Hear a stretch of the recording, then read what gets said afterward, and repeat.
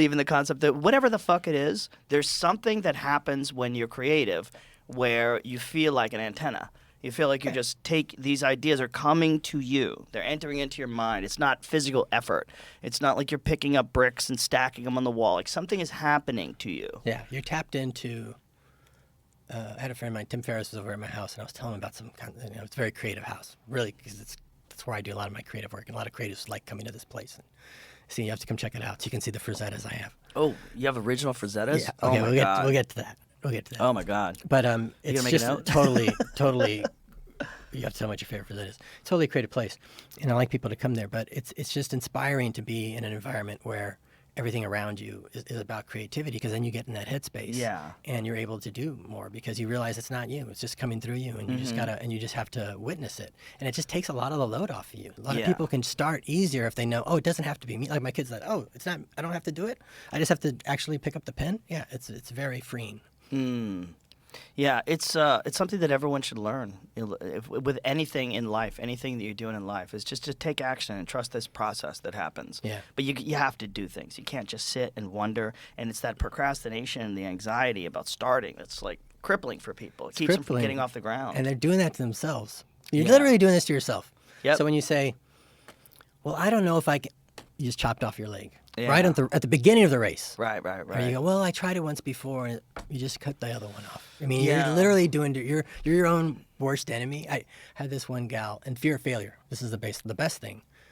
One gal in one of the talks, she said, okay, you're real positive, but what do I tell myself when I just spent a year and a half doing something and it didn't work out? I said, well, that's a very negative way to ask that. Can you rephrase the question first, then I'll attempt? And she went, I learned a good lesson the hard way. I said, no, that still sucks. If you're focused on the failure, if you followed your instinct and it didn't work out, it doesn't mean you're wrong. Sometimes the only way across the river is to slip on the first two rocks. It's the only way. And if you just stay there, you're not going to go. So you have to embrace the failure. Because if you're going on instinct, I mean, you're doing it literally on instinct, not like someone said, hey, go over there, there's a money-making scheme, go do that. Literally, you had the instinct. And my best example is 4 Rooms, a movie I did with Quentin. Because if you study the ashes of your failure, you'll find a key to your next success. That was the movie where there was four different stories playing simultaneously. Yeah. It's 4 different movies, 4 different stories. And I love short stories because I had made a bunch of short films. I thought, oh, I want to do that. So when Quentin asked, and I asked the audience, I like asking the audience, how would you answer this? Quentin goes, hey, I'm going to make a movie called 4 Rooms. 4 different directors. You got to use the bellhop. It's New Year's Eve. You're in a hotel. You can't leave your hotel room. You want to do it? Hand goes up. Now, just on instinct. Now I ask the audience, was I wrong to just go by instinct, or should I have studied a little bit? Nobody really knows the answer. What would you say? Would you study? Are you more studious? Are you more instinctual? 100%. Yeah. I'm primarily instinctual. I figured, because that's why you're here right now. Because we're not that smart. I'm not that smart. I couldn't have figured this shit out. It's because I was just at an instinct to go that way when everyone else was going that way. And you're going to stumble. You're going to fall, but you're going to stumble upon. You're going to stumble upon ideas no one thought of because you're going the way that's not picked clean already. Right. So I just 4 Rooms. I said, yeah. Now, if I had just studied a little bit, I would have seen that anthologies like that never work. Like even when it's Scorsese, Woody Allen and Coppola, they did one. Nobody goes to see it because they don't know how to wrap their head around it. What is it, 3 movies? Is it an anthology? It doesn't work. If I'd studied first, should I have changed my answer? Nobody knows how to answer. So, well, I'm going to go on instinct. I'm going to say, I say instinct anyway. Movie bombs. Doesn't do well at all.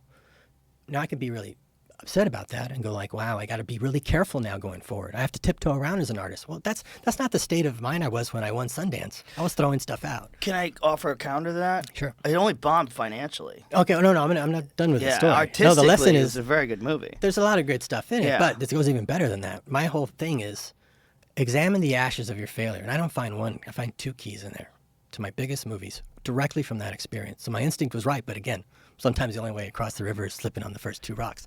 I was on the set. Had to be New Year's, so I dressed everybody up in tuxedos. And Antonio had just done Desperado. The next week, he came and appeared in there. The little boy from Desperado, he had a little brother, so I hired him. And then I just found the best little actress, who was a half-Asian girl, Asian American, so I cast an Asian mom. So it would look like they were a family.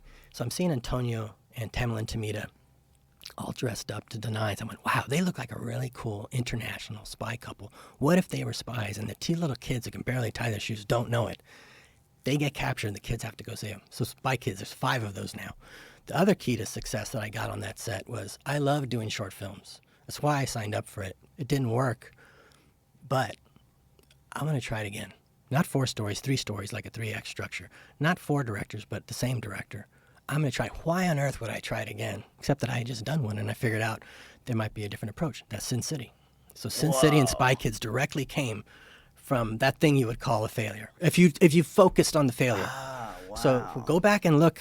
Tell everybody, go back and look at something that you had a real instinct for, that you did, and it didn't work, and sift through the ashes of it, and you're going to find either that you've already had the success from it and you didn't realize it, which you really need is a boost of confidence in your instinct, or you will find something that will be the key to your success.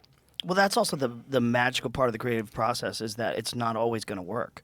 And that's actually good. Yeah. That means when it does work, it'll be even more rewarding. Yeah, I mean, mariachi didn't work. This episode is brought to you by BetterHelp. It's the end of tax season, and I know by now you all are probably sick of numbers.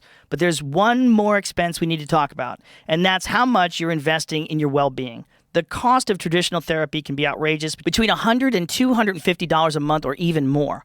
So how do you get the help you need without blowing your monthly budget? Use BetterHelp. With BetterHelp, you pay a flat fee for weekly sessions, saving you money and time. It could even help you save up to 50% per session, and you still get quality care. Therapy is a good tool everyone can use. Whether you've experienced a major trauma or not, it can teach you valuable skills you can use in your everyday life, like how to better manage all that stress tax season brings, or how to communicate better with your partner, or even how to be more mindful. Use BetterHelp to work towards your goals at a reasonable cost. It's also more convenient since everything is online. It's easier to work in a therapy session no matter how hectic your schedule gets.